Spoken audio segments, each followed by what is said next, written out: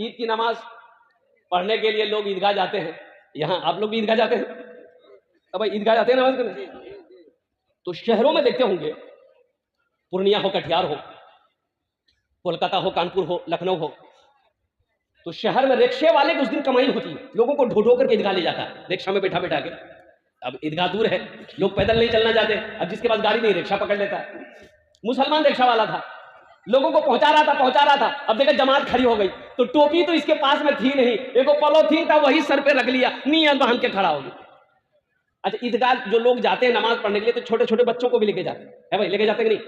छोटे छोटे बच्चों को भी लेके जाते हैं।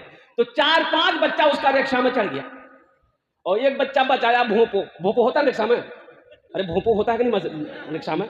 एक बच्चा बचाया भों, रिक्शा वाला बोला अरे उतरेगा, नियत बना हाथ, बोला उतरेगा जल्दी उतर, वो बच्चा छोड़ दिया। फिर थोड़ी देर बाद एक बच्चा फिर बजाया, ये बोलता अभी हम नमाज में नहीं रहते, अभी तुमको हम बता देते। नमाज हुई। एक शराबी शराब पीने वाला हो, उसकी मौत सजदे में हो सकती है, और कुर्बान जाओ एक नमाजी है उसकी मौत सजदे में हो सकती है, एक मुत्तकी है उसकी नमाज सजदे में हो सकती है, एक परहेजगार है उसकी मौत सजदे में हो सकती है। इसलिए मेरे बच्चों, अपनी जिंदगी को बदलो, अपनी जिंदगी को बदलो, अपनी जिंदगी के अंदर में तब्दीली पैदा करो। और एक बात याद रखो, चाहे वो तन्हाई हो, चाहे वो मजमे के दरमियान हो, गुनाह करते वक्त ये सोचो कि दुनिया की कोई ताकत मुझे देखे या ना देखे, दुनिया की कोई मखलूक मुझे देखे या ना देखे, लेकिन ये यकीन पुख्ता कर लो कि मेरा अल्लाह देख रहा है, मेरा अल्लाह देख रहा है। छुप छुप के गुनाह ना करो, ये तो देख रहा है ना। भैया कंधे में कौन है?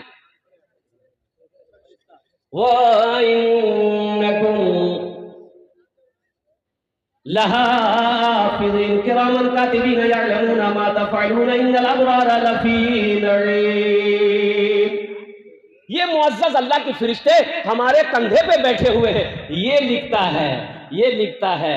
तुम क्या 61-62 करते हो, ये लिखेगा, जो भी करोगे ये लिखेगा। और अल्लाह हशर के मैदान में किताब खोल देगा आपके सामने में, मेरा बंदा देख दुनिया में तूने क्या क्या किया, ये तेरी किताब है, कुर्बान जाओ। इसलिए मेरे बच्चों, नौजवानों, ये जलसा इस्लाह मुआशरा के जलसा में आए हो तो यहां से कुछ लेकर जाओ। अभी तो मोबाइल है, मोबाइल का जमाना है। हमारा नौजवान हमरा कोई नहीं देखल बजे, खिड़कियों बंद कर दे, दरवाजों बंद कर, कोई नहीं देखा। अरे कोई देखा कि नहीं देखा? देखा ना, अल्हम्दुलिल्लाह। कौन देखा? वो अल्लाह देखा जिसने हमें पैदा किया है, वो अल्लाह देखा जो हमें खिलाता है, वो अल्लाह देखा जो हमें पिलाता है, वो अल्लाह देखा जो हमें मीठी नींद सुनाता है, वो अल्लाह देखा जिसके कब्जे में मेरी जान है, वो अल्लाह देखा जो एक दिन मौत देगा, फिर अपने कटघरे में खड़ा करेगा, फिर मेरा अल्लाह पूछेगा मेरा बंदा दुनिया से आया है, मेरे लिए क्या लाया है? क्या जवाब दोगे? मोबाइल लाए हैं दुनिया से। एक आदमी बकरी बेच के मोबाइल लिया, तौबा तौबा। अच्छा, इसका नेटवर्क आंगन में नहीं लगता था, घर में नहीं लगता था, इसका एक इलेक्ट्रिक रूम था, इलेक्ट्रिक रूम में घुसता था ना, वही नेटवर्क पकड़ता था। तो फोन आने के लिए वो इलेक्ट्रिक रूम में बैठे रहता था।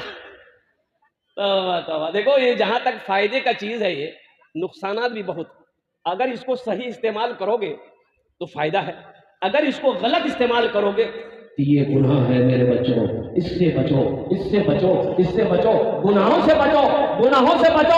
अल्लाह देख रहा है। इसलिए एक बात नौजवानों ज़हन पे नशी कर लेना कि कोई देखे ना देखे, मेरा अल्लाह देख रहा है। एक पीर साहब थे, पीर साहब जाने ना? अरे बोलो ना, जाने ना? पीर साहब यहाँ तो नहीं, कलकत्ता में आइए ना, बाप रे बाप, ढेरी पीर मिलेगा। वो पीर नहीं है, पेड़ा है। मुरीद को पेड़ो, इतना पेड़ों को मुरीद बेहोश हो जाए। दाढ़ी नहीं, पीर साहब। ये को टाइम का नमाज नहीं पढ़ता, बोल के ये पहुंचा हुआ पीर है। तो हमने कहा कहां तक पहुंचा? ये जहन्नम तक पहुंचाएगा। नौजवानों, एक मुरीद गया, एक पीर साहब पहुंचा। पीर साहब, वो मुरीद ने अपनी बीवी से कहा कि बाबा अच्छा खाना बनाना, मेरे पीर साहब आए, बहुत पहुंचे हुए, आंख बंद कर लेते हैं, मदीना पहुंच जाते हैं। अच्छा, जहन्नम नहीं पहुंचता है, इदारे के मदीने पहुंचता है। इसकी बीवी बोले अच्छा ठीक, हम इम्तिहान लेते हैं, ये पीर कहां तक पहुंचा हुआ।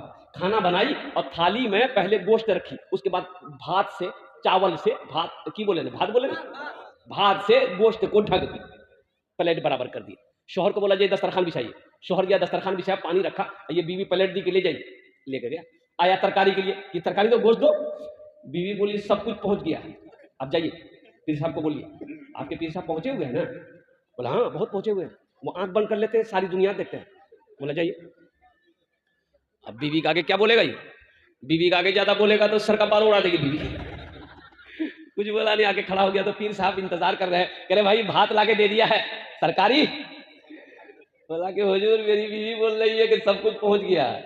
तो पीर साहब गुस्सा हो गए कि तुम हमको पहचानते हो, हम कहां तक पहुंचे हैं। बोला नहीं वो बात तो सही है, लेकिन मेरी बीवी का कहना कि सब कुछ पहुंच गया है, पीर साहब से कह दो। तो पीर साहब बोले कि तुम्हारी बीवी कहां, बोला उसको, वो हमें पहचानती नहीं अभी, हम कहां तक पहुंचे हुए हैं, आंख बंद कर लेते सारी दुनिया देख लेते हैं। तो बीवी पर्दे से बोली इतना झाड़ू मारेगा ना सर का बाले उड़ा देगा। आगे में प्लेट है, प्लेट भात के नीचे तरकारी नजर नहीं आ रही और आंख बंद कर रहे सारी दुनिया देख रहे, तुम पीर हो कि तेरा है।